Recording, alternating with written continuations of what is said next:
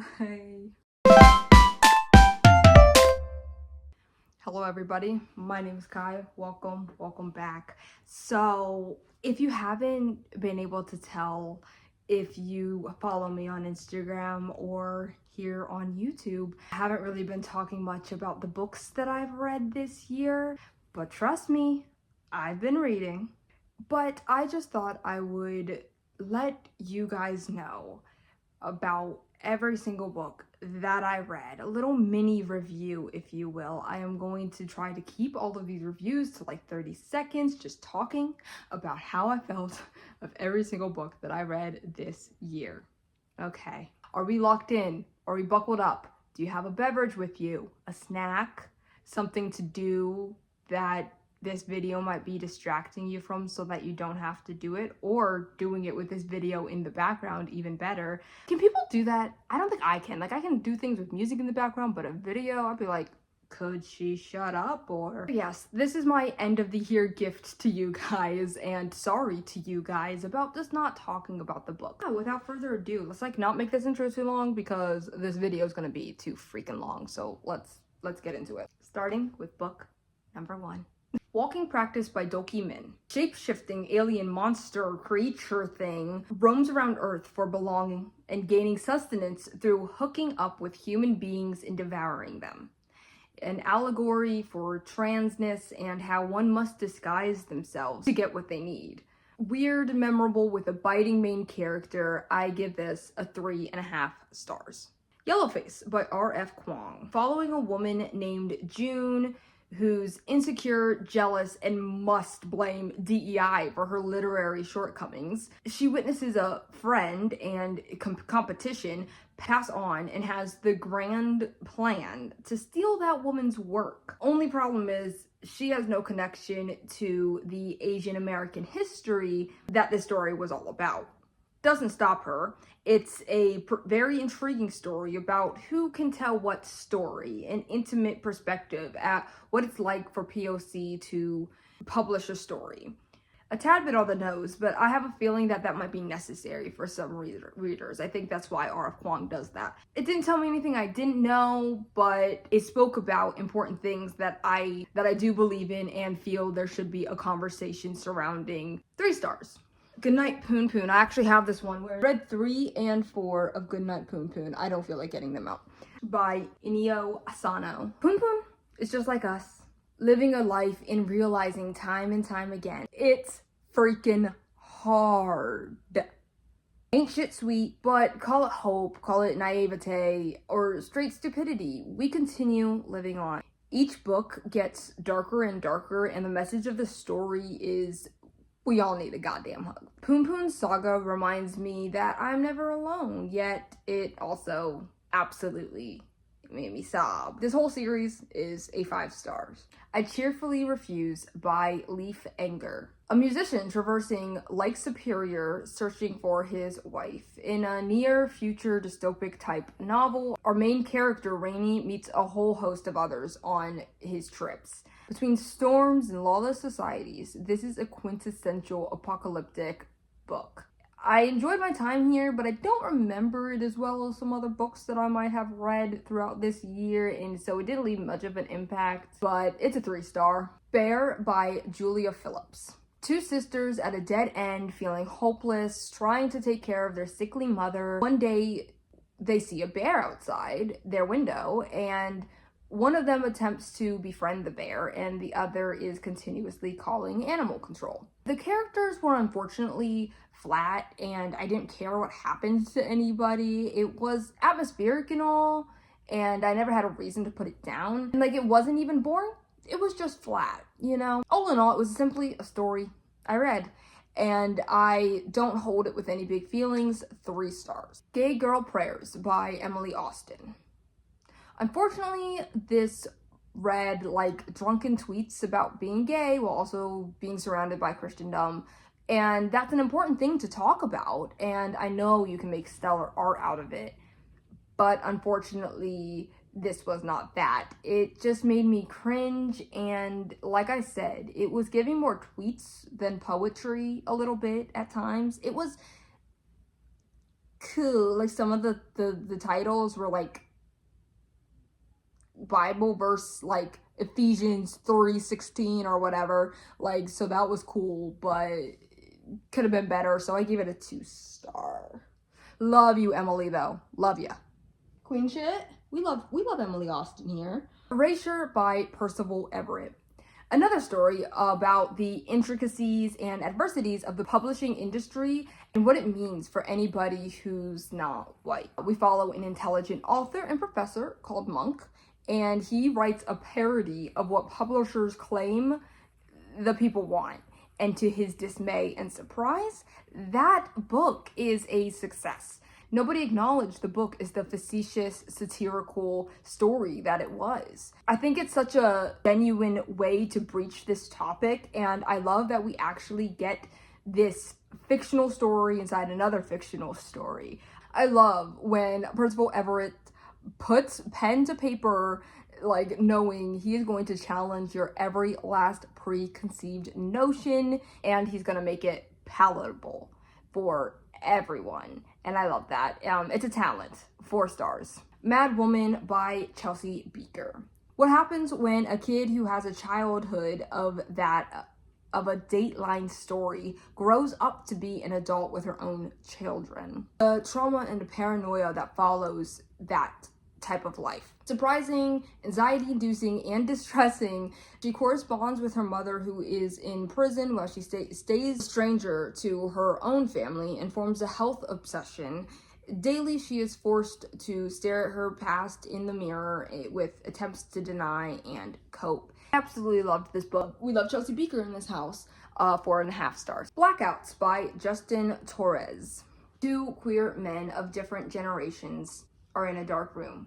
Juan, the old man, is divulging his queer experiences to our younger one, who we call Nene.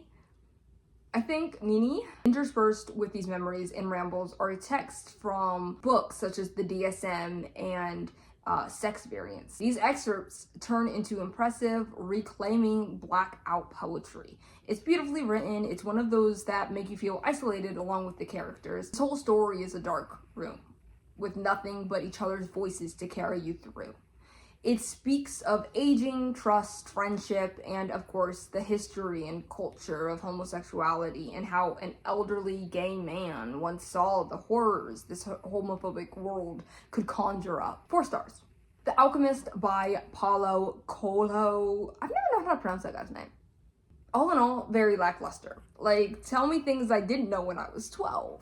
And it was too heavy in the spirituality angle for my liking. And I mean, I guess that's what the entire book is supposed to be about. Boring. 2 stars. The Age of Magical Overthinking by Amanda Montreux.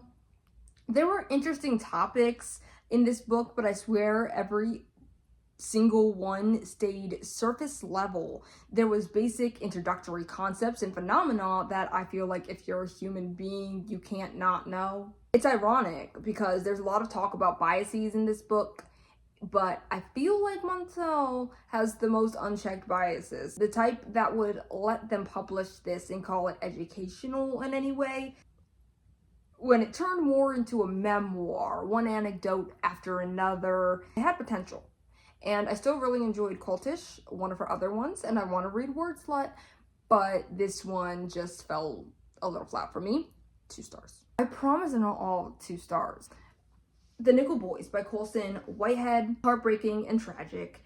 I can't believe nobody talks about the horrors and traumas that happened in the Jim Crow era and behind the walls of the reformatory schools. We don't talk about that in history class. Wonder why?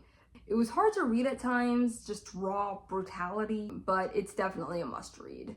Artie and the Wolf Moon by Olivia Stevens. A cute children's graphic novel about a girl discovering her identity as both a werewolf and a woman-loving woman. I root for the relationship that was blossoming between Artie, our main character, and Maya. If there's a sequel, I might read it just to see how they develop. 3 stars. Pet by Akweke Ameze. It's about a girl whose mother's painting comes to life and exists as a portal. Definitely a good one for younger audiences to pick up. Intriguing enough, but nothing mind-altering or shattering like I expected. I thought this one was going to change my life. 3 stars. One of Our Kind by Nicola Yoon. This was a propulsive novel that reads like a Jordan Peele movie. It was brightening and engaged in highly sought out social commentary, but ultimately the ending fell flat. I wish it could have been happier, I suppose. I felt like they kind of let the bad guy win, but you know what? That's just like life. 3 stars. Beloved by Toni Morrison. Ghost story to end all ghost stories.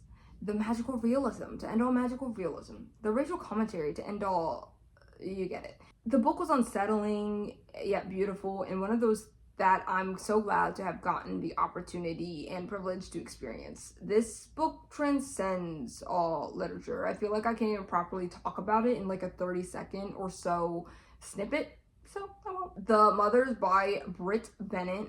Nadia is 17 and is grieving her mother who had just ended her own life. Nadia sleeps with the pastor's son and falls pregnant. This book is about the complexity of motherhood, the complexity of being motherless. There was a church culture which made the story just that much more compelling and realistic. 3 stars. Liars by Sarah Manguso. 2 artists, a writer, and a filmmaker meet, and everything is fine until it isn't. Another reminder that men ain't shit. Say it with me. Men ain't shit. JK, JK. Some are fine. Good luck finding them. This book made my heart rate go up in both anger and anxiety. It made me think there's people out here living this life. Like, this is somebody's life right now. Leave me out of it, but I will cry for you. Hope you get out soon, Queen. 3.5 stars. White Teeth by Zadie Smith. We mostly follow Archie Jones and some more Iqbal who have known each other for quite some time. This was a saga with so many moving parts. I don't even know how to sum it up. It spoke about immigration, colonialism, patriarchy, and class through the lens of the UK in the 20th century. Just know I was entranced. I needed to know what would happen with my newfound homies. You know, they're not perfect people, but I love them. 4 stars. Don't Be a Stranger by Susan Minot. A conversation on women's sexuality. At 52, Ivy falls for this seduction of Ansel Fleming, a convict, a musician, 20 years younger than her. Thus, a situationship begins that I have no care for. I think the generational gap is interesting. The gulf between Ivy upkeeping her life that she's made with a kid, an ex, and 50 years of life experience versus Ansel's chaotic, childlike life. But when they are together, all else disappears. But eventually the story got repetitive and I didn't care if either of them won at life. When Angels Speak of Love by Bell Hooks. Unfortunately, mostly mediocre. I promise I'll read some of her nonfiction works that we all know and love sometime soon. I'm sure that this is just a bad example of what Bell Hooks is capable of. 2.5 stars. Olive Kitteridge by Elizabeth Strout. Olive is one of the most intriguing characters that I've ever read from. A realistic appraisal of a woman living their 50th year of life, kids, past loves, remorse, and regret. I love when Strout writes a character. They feel so real and I want to be homies with them. It's a conversation about how people appear on the outside versus the dynamic layers of their internal experience, and I love stories like that. 4.5 stars. Sensory, Life on the Spectrum by various authors, edited by Bex Allerton. A graphic novel compilation of people's various experiences about their life on the autism spectrum. Super cute and all, but not as relatable or as detail-oriented. I was hoping it would be 2.5 stars. Memory Piece by Lisa Ko. Artists doing artist shit. These 3 friends develop a close relationship because they're all artists. There's themes of memory and friendship, and it shifts to take on a more dystopic tone. As you read on, it starts to take place in 2040. Pretty crazy. Unfortunately, it's not as memorable to me, so it tells me how I feel about it. So that's just a solid, down the middle, 3 stars. Astral Season, Beastal Season by Ahi Saihati. Addicting novella where 2 boys take on the responsibility, notoriety, and punishment of the egregious act that is killing and dismembering a J-pop idol's girlfriend. It is about how you must choose your future wisely, that your measly present life being 17 years, you either become a star or a beast. I appreciated that it was more than just the plot. There was thought and introspection crafted into these lines. I read it in one sitting. It's very easy to do. 3.5 stars. Elegy Southwest by Madeline Watts. It's giving Quirk Chungus millennial vibes, but very timely in a socioeconomic sense, and I'm not sure if I loved it or hated it for both of those reasons combined. I appreciate the underlying conversation, though. A love story, a send-off to ecology as we know it. It's apocalyptic, but seemingly mundane because it's just our true current state.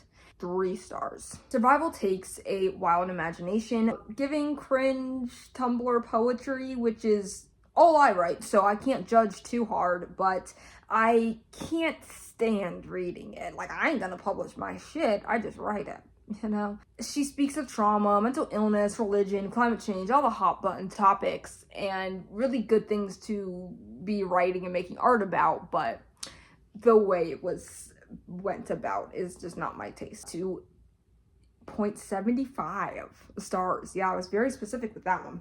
We're Not Broken by Eric Garcia. A nonfiction book about autism that was educational and all, but read more of a memoir or essay. I liked it well enough, but surprisingly, and I'm not tooting my own horn here, surprisingly, I knew everything that was spoken about. It's a good introduction if you're ever curious about how life might be on the autistic spectrum. But yeah, and I did not rate this one just because I didn't feel like it. A Perfect Day to Be Alone by Nane Aoyama. A good old generation gap story, which I'm realizing I like a little too much. A 20-year-old young adult, Chizu, starts living with her 71-year-old relative. Chizu does not know what to do with her life, aimless and trying her best. It's a character-driven slice of life that I enjoyed enough. It was a book that I read, you know. 3 stars. Remarkably Bright Creatures by Shelby Van Pelt. A solid contemporary fiction novel that I highly respect. It follows a few characters, but the most important being an older woman called Tova who befriends a wry, intelligent, giant Pacific octopus called Marcellus. It was a saga, it was a comedy. I was engaged the whole time and I was rooting for everybody. There were twists that granted I predicted, but it still kept me on my toes. 4 stars. Idle Grounds by Crystal Bamford. A trippy novel about a family at a gathering. The adults stand by, shoot the shit, talk politics, carry grievances, the classic. While the kids go deep into the woods to find their missing cousin. This leaves you with more questions than answers, but that's just the way I like it. My favorite part is how we traversed through every child's mind, the oldest being 13, I think, and it's one of those stories where the setting itself is a character, and you also never know what the fuck is going on. At a certain point, you're like, where am I? 3.5 stars. You're Dead by Sam Sachs. A queer Jewish guy called Ezra going through it so badly that we open the book with him self-immolating. It's written in these disjointed vignettes spanning years and memories. I read a review that said that it occupied the space of Ocean Vuong and is for people who like lyrical whining.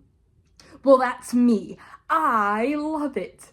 That's my favorite type of story. I don't agree with that. I don't think it's lyrical whining or nothing. But if you want to call it that, I eat it up every time. There is people who want that. Thank you very much.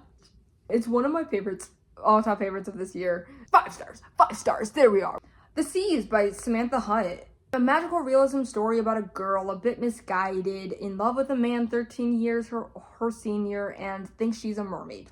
She's experiencing grief in a bleak alcoholic town. It's beautifully written, but low-key being in her brain kind of sucks. 3 stars.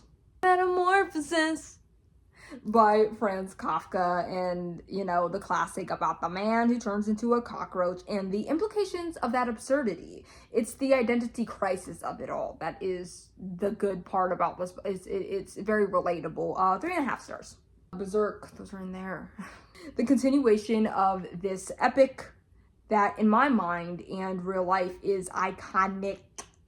Entirely quintessential in my opinion. I'm anxious yet eager to see what awaits Guts in his story. I read because these are omnibuses, right? So I think I read like the 4th and 5th and 6th. I don't really know. I'll put it up somewhere on the screen. Those are the ones I read this year.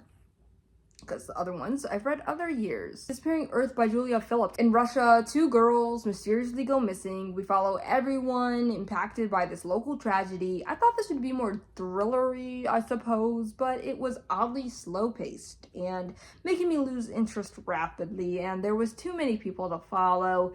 2.5 stars. At Dark, I Become Loathsome by Eric LaRocca. A tale of a lonely man called Ashley. Once a father, once a husband. He lost his only family, one to death, one to being missing.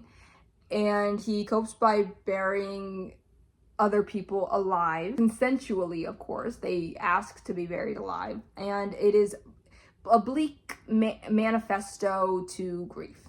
4 stars. Pilgrim Bell by Kaveh Akbar. Beautiful, evocative, timely, and pensive. Everything I love in a poetry collection. 4 stars. Pink Slime by Fernanda Trias. A horror story about a mysterious algae bloom turning it into a rather apocalyptic era where their food was made out of this pink paste, goo, slime, like McDonald's chicken nuggets or whatever they used to say in grade school. We watch our main character traverse the new world while she maintains her interpersonal relationships. It sounded compelling and I was excited, but unfortunately it was mostly boring. I had no connection to the main character and her supposed convictions. 2.5 stars. Late Bloomer by Maisie Eddings. A romance novel about 2 women who accidentally obtained the same house. It was cute enough, and there was ADHD representation that I wasn't even expecting. But there were parts that were repetitive, and the 3rd act conflict was low-key insufferable. They were friends with benefits, which at a certain point, it's like, why even, if you both, okay, whatever. But there was no reason why besides to move the story forward, I guess. 2.5 stars. Shay by Mesha Marin. A heartbreaking story about a kid called Shay and a kid called Cam. Both of them feeling chronically outcast, become close friends and altogether more, forming a deeper bond. And it's a little sad sometimes because that bond does, go away at one point in time, and I really liked it. It was very Appalachian, and I live in West Virginia, and this takes place in West Virginia, and I liked it for that. And it was really beautifully written. 3.5 stars. Honestly, this one I think about a lot. The War of the Worlds by H.G. Wells. A classic to end all classics. The alien story everybody copied after. Sometimes cool, but mostly boring. I'm glad I read it, though. 3 stars. Sometimes cool. There were, kind of dope moments in it. But then the other parts you had to get through. Mayfly by C.J. Lead. A horror story about a woman who works at a giant amusement park, think Disney, who plays a famous princess, think Elsa, who starts to have a violent streak, thanks to a man. Isn't always the way. He showed her the other side or some shit. This book had potential to be a hit, and lots of people do like it, but I did not. There were parts that made me feel like I was reading a dark romance. There was a whole 30-page sex scene, I swear. Nothing scary nor interesting really happened the entire time. Nothing scary. That pissed me off. And I was very disappointed in this book. 2 stars. The Extinction of Irina Ray by Jennifer Croft. 8 translators are sent to a house of their beloved author, Irina Ray. But she's not there. She has disappeared. A mystery ensues. I really enjoyed the story. Having a translator's point of view, I feel like you don't see that often. I'm sure there are some things I didn't understand, but it was thoroughly an enjoyable time. I just wanted to know what happens next, so I was flipping them pages. 3 stars. The Emperor of Gladness by Ocean Vuong. Ocean has done it again. This is the story of Hai, who is too ashamed to go back home because he is not living the life that his mother dreams for him. One day he debates jumping off a bridge, but an old woman called Garzina saves him. They start living together. I fell in love with this ragtag group that was created over the course of this book. It's beautiful and at times heartbreaking, but that's what makes it transportive. It reflects every day the essence of not knowing what to do, so you keep blindly walking, hoping for the best. And I cannot wait to reread this one. Hai's friends are now my friends, you know what I'm saying? 5 stars. Is that the first time I'm saying 5 stars? You know what's so interesting? When I was reading this year, that was the first time I gave something 5 stars. And that was in like June. I'm like, who am I becoming? Am I picky like that? Like, I don't want to be the person who's like, but I think I low-key am. Not on purpose. Not on purpose. Please no. I'm suffering. Woo Woo by Ella Baxter. An artist going crazy. Haven't heard that one before. It was mostly boring. I honestly don't remember it very well. According to Fable, it made me feel angry. And I think it's because it ended up feeling like a waste of time. Read to the end for nothing, SMH. I think also another reason it made me angry is because it referenced... Wasn't this the one that was like, I was so completely shooketh?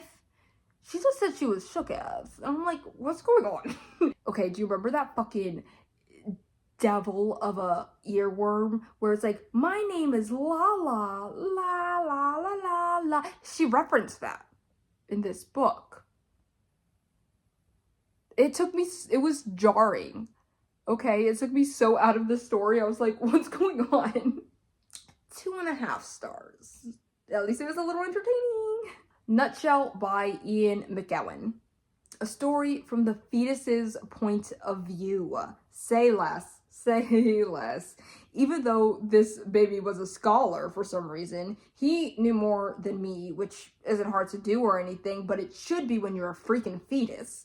I know it's not to be taken literally or to heart. It was an extremely compelling book, looking at adulthood from an unbiased, unfiltered, innocent perspective.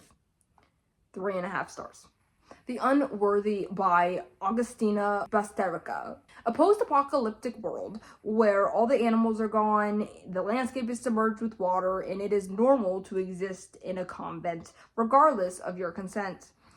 The goal is to make it to the enlightened, but most women will never get there. It's anxiety-inducing and a little bleak. I liked the themes about the corruption of religion and the patriarchy, but unfortunately felt disconnected to our characters and their experiences. 3 stars. In this authoritarian, dystopic surveillance state, we know just as much as our main character. Not much. It's a subtle horror as we follow 3 kids abandoned and becoming accustomed to their new life, a retelling of the best and most iconic dystopic Brave New World, which that's over there. It's usually here, but it kept falling today, guys. Not that it matters. I was going to point out Brave New World, and it's usually here, okay? That's all I'm saying. 4 stars. Even This Page is by Vivek Treya. This was a poetry collection by a brown trans woman written for white people. Very important topics and subject matter, very surface level exploration of them. It was giving racism bad energy or something, very heavy-handed, and of course it was super basic in prose and not as lyrical and noteworthy as how I prefer my poetry. It's like, you know, racism's bad. We do. Now what do we do about that? You know? Like, Tilt by Emma Pate. A 37-week pregnant woman experiences an earthquake at an IKEA. Her car and phone are missing, her husband across town. This book is anxiety-riddled. We are on the treacherous journey, swollen feet under rubble, utter chaos and panic, helping others and requiring help. It's almost a study of what collective terror can look like, human to human. It's a short book, and I remember being so pumped and prepared to binge it in like 2 days. It took me a week because it was so scary and so sad and emotionally tolling. I will be speaking more about it in my favorite books of the year video. Spoilers, guys. 5 stars. The Lamb by Lucy Rose. No, but seriously, how do you make a book about cannibalism boring? I guess it's not the first time I felt that way, so wait, maybe I'm the problem? Anyways, it's about a young girl and her mother who live secluded and feast only on unfortunate passerbys that they call strays. Then a woman called Eden comes through and the mother and her form a relationship. I tried. I really did. The beginning was solid. The end got me intrigued again, but that middle part, that was brutal. It was repetitive, boring, and predictable. Like, pick a struggle. No offense. 2 stars. Rejection by Tony. I didn't write his last name. An interconnected story collection. That is genius. It's all about the here and now. It's timely. It hits too close to home at times. These were all about humans doing their gritty, unlikable, unfiltered things. It touched on internet culture, the political climate, and of course, rejection. What it means to be a human, rejected, dejected. If you're watching this, this is your sign to go read that book. I know everybody's been telling you to, and they told me too, and I was like, can't be that good.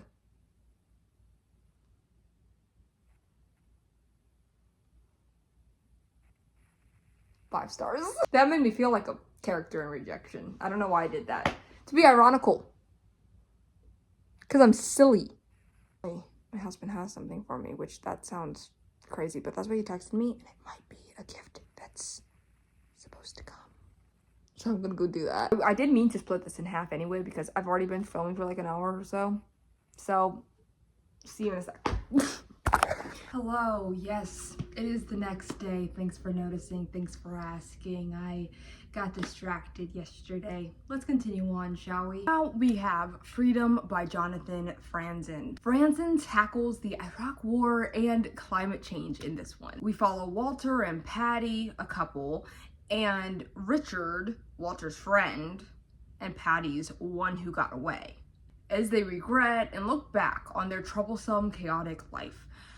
It gets very soap opera-y, but Patty is one of the most compelling characters I think I've read from in a while. His characters are always so psychologically lush, you know what I mean? And I eat it up every time. It's all about the dynamics. It's the small, like, ins and outs of the nuance of interaction. 4 stars. Audition by Katie Kitamura. This book starts off with a woman meeting a young man at a restaurant. That meeting is cut short because her husband walks in. Then there's a second act, okay, you following me? Where there is a role shift and suddenly they are different relationships than in the first part. She's an actress. That's important. It's all about the different roles we play and who we are to each other. It was either too pretentious for me or too highbrow, and I don't know which one, but all I do know is that our main character that we are forced to follow is boring. 2.5 stars. Stoneyard Devotional by Charlotte Wood. A story about a woman who's going through a divorce, going to a nunnery, although she's an atheist. She is escaping her reality, tracking the days, tracking the mice, intrigued by her colleagues. The book was right up my alley. Conclusion while observing your fellow man is low-key my dream.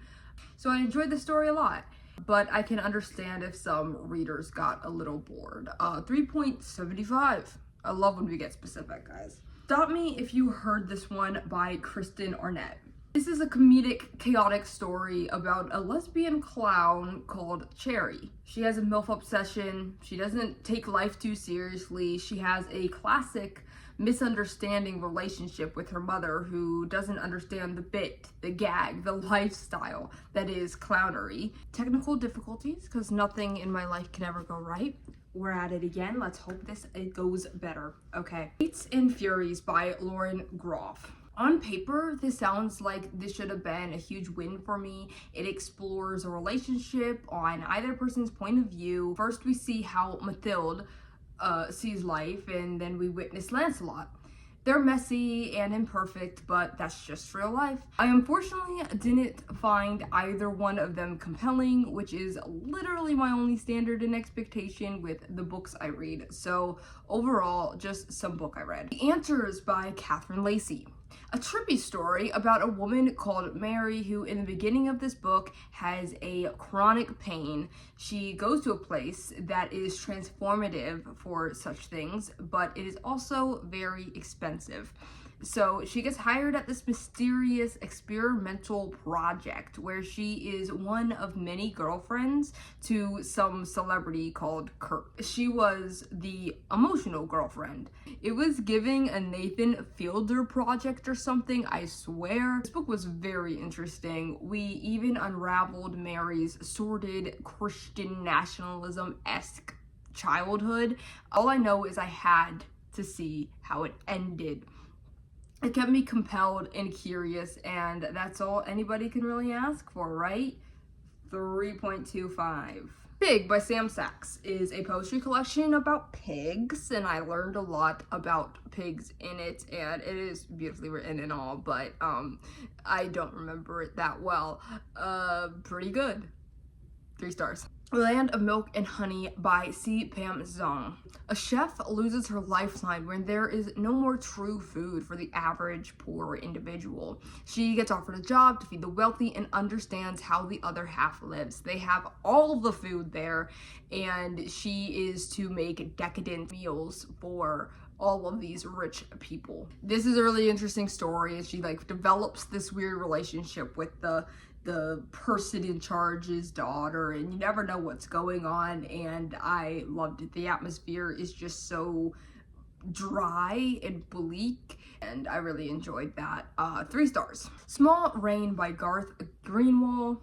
A man with an unexpected health emergency, an arterial tear, I believe. We watch him isolated and terrified in the ICU, reminiscing on his poetry and his jobs and how he and his husband met, a reflection of life while at the hands of the dysfunctional American healthcare system. Oh yeah, all the while, the COVID-19 is happening, because of course it is.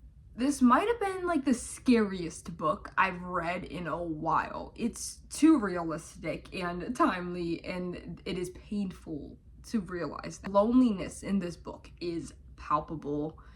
3.5 stars. The Corrections by Jonathan Franzen. Members are just like any other family, you know, a Parkinson's diagnosis, a dad with depression, a recently fired son, and a daughter with marital and relationship problems. The mother realizes now is the time, if there is any, to have one last Christmas together as a family. As always, Franzen dissects these individuals, turning them into realistic portrayals of the everyday person. I'm engaged as ever with his novels, Sorry Not Sorry.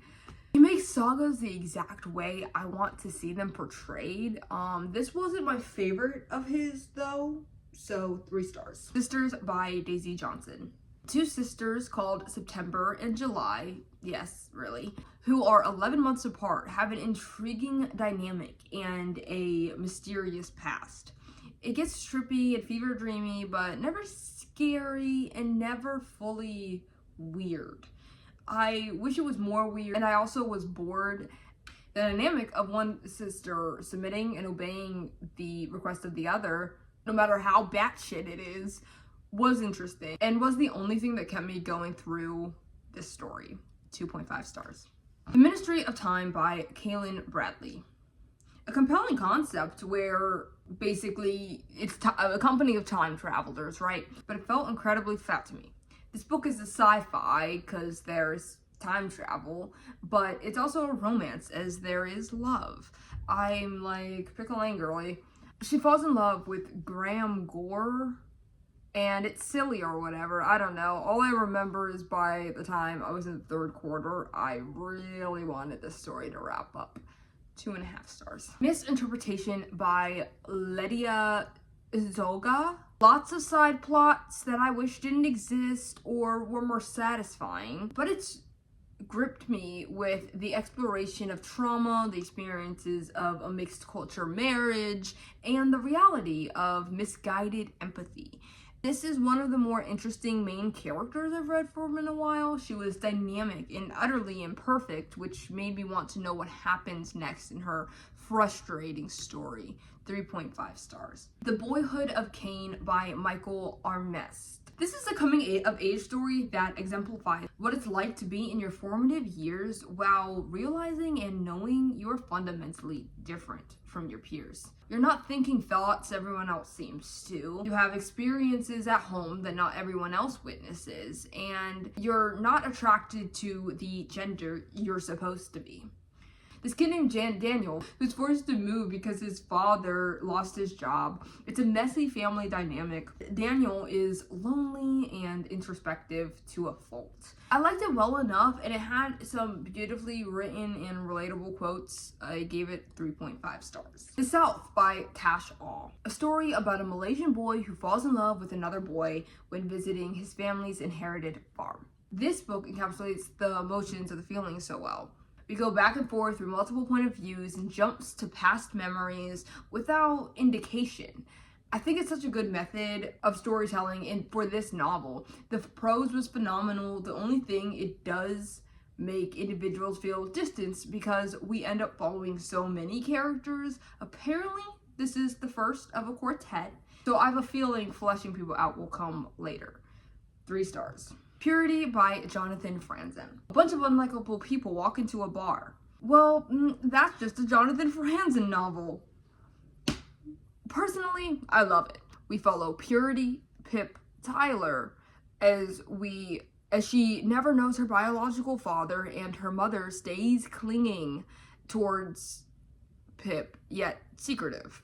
Pip joins an organization after email correspondence with the worst guy in the world, Andreas something or another. There are themes of ties, familial ties, marital ties. What I love about Franzen is the character study, anthropological, sociological of it all, you know?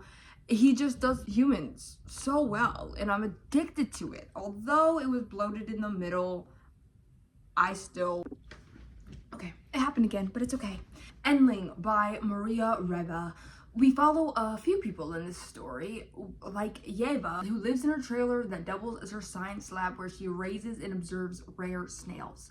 As a side gig, she's a bride.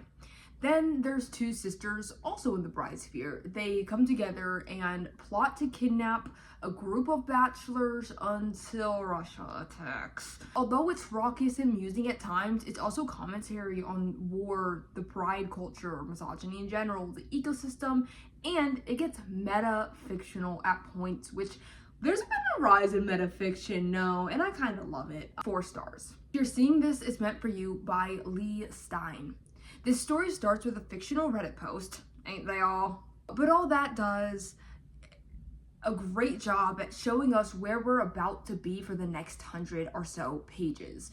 A woman called Dana who gets a job as a director for a small hype house with a bunch of teenagers. But there's a mystery afoot. The most popular hype house member, called Becca, disappears without a trace. This story was amusing as hell, but it wasn't good. No, I suppose I wish there was more commentary on social media and influencer culture because that shit intrigues me, but we didn't really get any of that. 2.5 stars. Half an Inch of Water by Percival Everett is a short story collection about the intense reality that is the West. Ranch hands, snake bites, lost Native American deaf girl, a missing man who may never have existed. This collection kept me hooked the entire time. Not one miss, and I love that it displayed Everett's range. 8.5 stars. Vanishing World by Sayaka Murata. In an adjacent world where Japan has made it taboo to copulate with your life partner, we follow Amain. She's seemingly one of the last people who were born the taboo way. I like our main character and how she often falls in love. She has many anime crushes and in relationships with them in her head, which is common in this reality. She questions what is love, what relationships with sex did humans once have. I love Murata because she will ever be the unique voice that we need. The tone of her stories, especially this one, are eerie and off-putting, and I eat it up every time. 3.5 stars. Most by Jessica Anthony. Taking place in the 50s, a woman with a husband and 2 sons spent her Sunday neglecting church, which is a weekly occurrence for her, but instead she is submerging herself in the apartment pool. A defiance, a protest, a rebellion for all to see, or a mental break. I like the way each chapter reveals something that clarifies what the previous one said. It was a bit predictable and surface level, and it was only 130 pages, so I think they couldn't go as in depth maybe, so I gave it 2.5 stars. Creation Lake by Rachel Kushner. This is a story of an FBI agent who goes by Sadie Smith.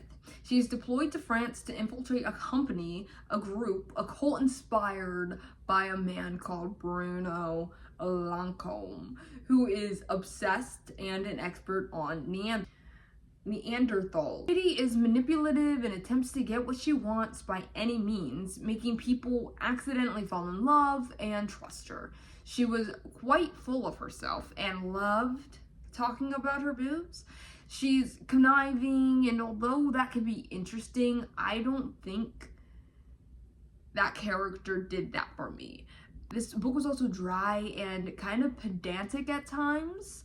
I could never be fully interested, and I was slightly annoyed.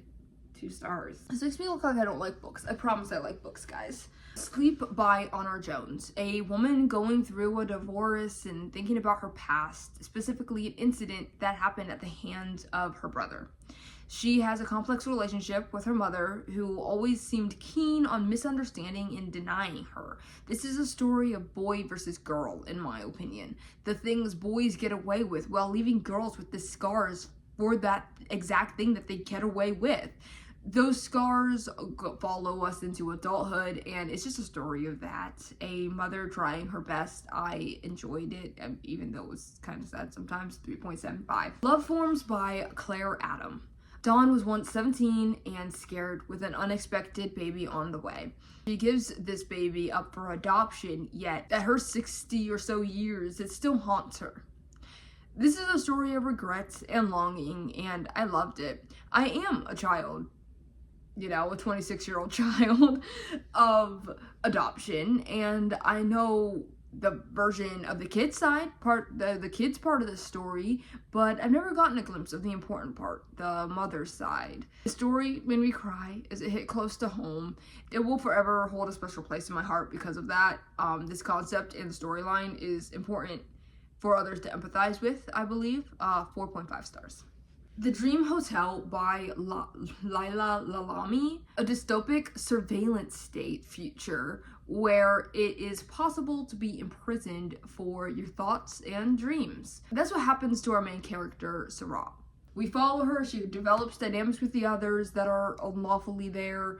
The world building was phenomenal. It was like I Who Have Never Known Man meets Orange is the New Black. Themes of our current political and social climate, race, and misogyny, as it was very woman-centric.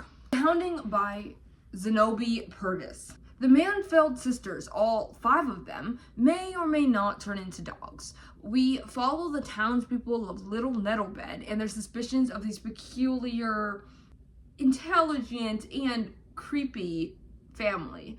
They do not abide by what the societal expectations of what a woman is, and the people cannot stand it. This focuses on the fragile ego of men and how misogyny hurts all of us.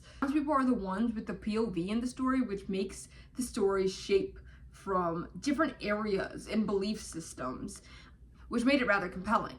They're not doing anything new with this story, but I still respect it. 3.5 stars. The Night Guest by this name that I still cannot pronounce. I meant to look up the pronunciation. It's Icelandic, okay? Do you blame me? I'm not even gonna try. A horror novella about a woman called Idun who develops this overwhelming and chronic fatigue, like she never even went to sleep at night. Everybody dismisses her, but one night she wakes up with her pedometer at 40,000 steps. We follow her to see what that's all about. It's a pretty solid story, and some spooky, creepy, disturbing things happen. And what more can you ask for a horror book? 3 stars. Monster of Endhaven? A man who's a sorcerer meets a monster, and they have an interesting dynamic. Nobody here is good, and I love it. I think the monster is such a compelling character, cunning and slightly dangerous. This writing is atmospheric, the journey is fascinating. It got homoerotic. What's not to love? 3.5 stars. We All Rot Eventually by Mia Ballard. A female rage slasher moment that I don't really care too much for. A girl called Alexa who would do anything to be famous, but I didn't care about her motivations. They rarely made the killing and the reason for it boring. Those parts, like the slashing parts and all, were repetitive and rushed. 2 stars. Our Share of Night by Mariana Enriquez. We follow a kid called Jasper as his mother is dead and his father attempts to protect him from the inevitable medium, ghostly, demonic future his son inherits from his mother. We watch Jasper grow and dynamics shift. We hope the best for Jasper as he goes through things no young boy should have to. The story is detailed, making you understand the ins and outs of just about everyone you're introduced to, which I really enjoyed. My favorite part was when they went through the door, if you know, you know, the spooky little doll. That was probably the most interesting and horror-y part. And yes, it did take me ages to read this book. 3.5 stars. This Skin Was Once Mine and Other Disturbances by Eric LaRocca. A story collection with 4 short stories. The first one was about a girl who found her late father was up to something nefarious and disturbing. The second was about a son and a husband losing their mother and wife, respectively. And a mysterious maw opens up in their skins and in their bodies. The third one was a guy accidentally getting into a glass fetish and having to recruit somebody else, get them there. And the last one was about 2 mates who have this game of debauchery that gets rather disturbing. I was gripped the entire time for these stories. Where does LaRocca get these thoughts? The Loneliness of Sonia and Sunny by Kiran Desai. Sonia and Sunny both moved to America from India. The 2 titular characters end up whipping past each other constantly, but they cannot deny they're captivated by each other. There are scenes from Italy, New York City, Vermont, and of course India. It was exciting to be in so many places. Both sides of the families were completely flushed out, forcing us to understand where Sunny and Sonia came from.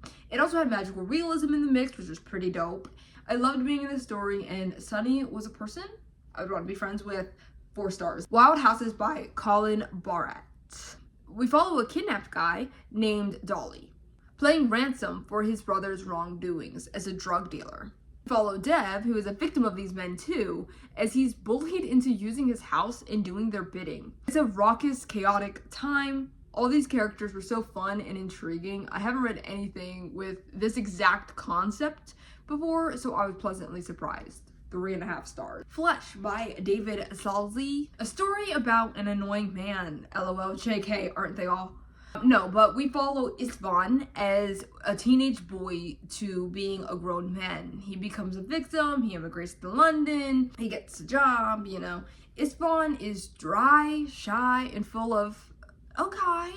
I couldn't root for this character. Not that I have to in order to love his story, but I couldn't even understand this character. Like, what an interesting life to lead, to be so passive and detached. In a movie, I could see it. In a book, it upset and bored me. 2 stars. So Sad Today by Melissa Broder. You think you're weird? This girlie is a weirder, and I love that for her. except for the times where that difference of brain gets her in trouble and she forms addictions easily and has a vomit fetish. This essay collection is unfiltered, unadulterated, and ultra relatable. There's so many things that she said that I felt but never have seen in words. Bet your ass I was highlighting and attempting to keep them stored within me until the end of time. 5 stars. North Woods by Daniel Mason. A story about a house in the North Woods of Massachusetts that spans decades, centuries even. It reads kind of like an anthology. There's this father who farms an orchard, there's a mother with a batshit son, there's a ghost possibly haunting the walls. We even see what the Beatles get up to in this bitch, okay? This book is so many things at once. I've come to realize I absolutely love when stories are attached to each other, whether it's a person to person or the setting that brings them together. Like, the North Woods is a character in and of itself in this story. It was phenomenal. 4.5 stars. Isola by Allegra Goodman. An orphaned royal girl called Margaret loses all of her assets because her new guardian takes it from her. She is at the new guardian's whim. She is to leave her home, and on that journey, she falls in love with the guardian's employee. The guardian does not like this, so he maroons him, and Marguerite's nurse, who has been by her side as a child. They fight to survive. It was a very compelling story, and apparently it's based on a true happening. It's anxiety-inducing. I weirdly wish it was more detailed. I feel like it would skip over events and just let us know what had happened instead of showing us what happened. 3 stars. The Wall by Marlon Hausfire. You see it. A woman gets blocked off from the rest of the world by a mysterious wall while vacationing at her relative's farm. She is left isolated with just a dog, Lynx, a cow, Bessie, and a cat, as her companions. This is a story of survival and what it takes to stay alive and given nothing. Unfortunately, I didn't like it. I thought this would be a tad bit more introspective and philosophical, and although there are sporadic moments of that, the main plot was basically her being a farmhand. It showed the daily ins and outs of her hunting, milking, and upkeeping the house. It gets extremely redundant, and I found myself just wanting it to be over. I really wanted to like it. Like, this was a 5-star prediction for me, but I gave it 2 stars. Their Eyes Were Watching God by Zora Neale Hurston. A coming-of-age story about a black girl who remains true to herself, although there are hardships along the way. She made it known that she didn't want to do something if she didn't want to do it. She is strong-willed and inspirational, and it turns into a love story, but then it turns into a tragedy. I thought it was a very quick-paced and intriguing story that leaves one wanting more. 3 stars. Stoner by John Williams. A genius of a novel about a man called William Stoner whose life did not look the way he thought it would. He is coy, he is passive. While reading, you feel like you're intruding on this intimate parts of his life that you're not supposed to know about. This is a character study in the truest sense. I'm going to talk about this in my top books of the year, spoiler, but there's so much to say. It's about the gap of being who you actually are and who others want you to be, leaving a passive shell of a human in the wake. So good. 5 stars. Run for the Hills by Kevin Wilson. A man called Rube Hill finds out that he has 3 other siblings with the same father. This man was routinely having kids, developing a life, waiting till they're like 10, and then uprooting his life yet again.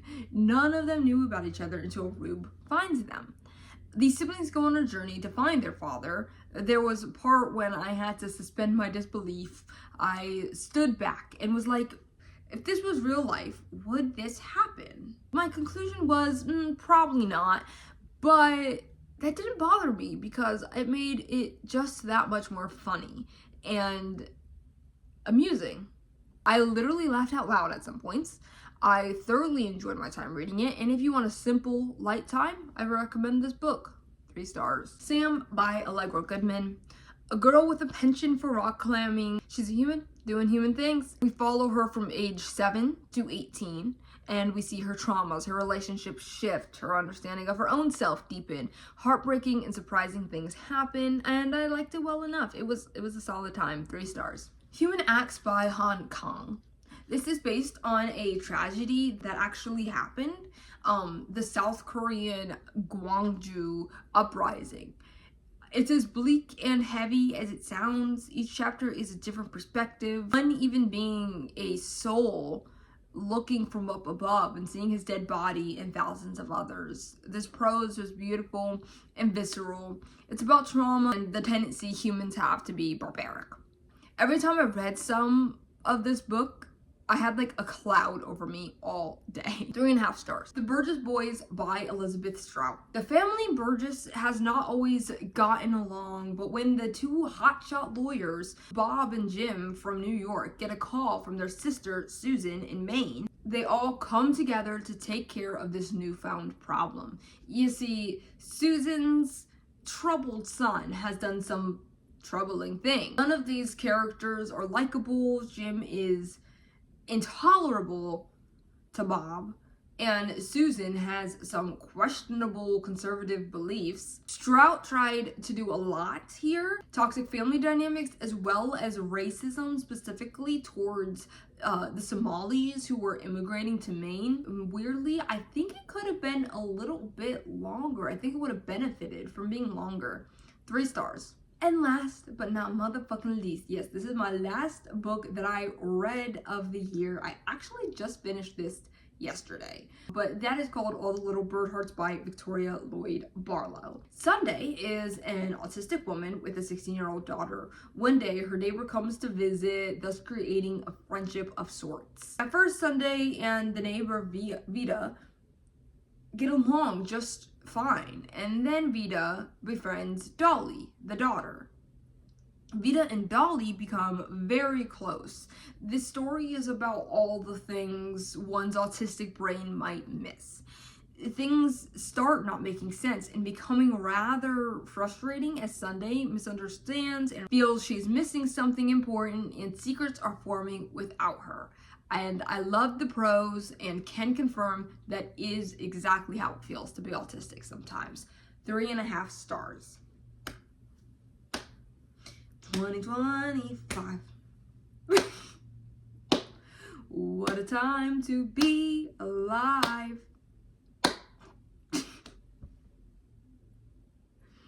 Jet to holidays and other things that were memes, and it was entirely too long of a year. Anyway, hi. Thank you. If you watched all the way to the end, thank you so much. Comment below, what were some of your favorite books of the year? Were you proud of your reading year? Comment about how bad of a taste I have. I don't know. Hope next year is full of more 5 stars for me. Like, there's a lot of things that were just like very middle of the road if you didn't notice, so I'm hoping for a little bit more of that, but I don't know. I just take myself where the wind carries me, girl. Don't ask. But thank you so much for watching, and I'm actually impressed with you. You got this far. Have fun, and I hope you guys have a great new year.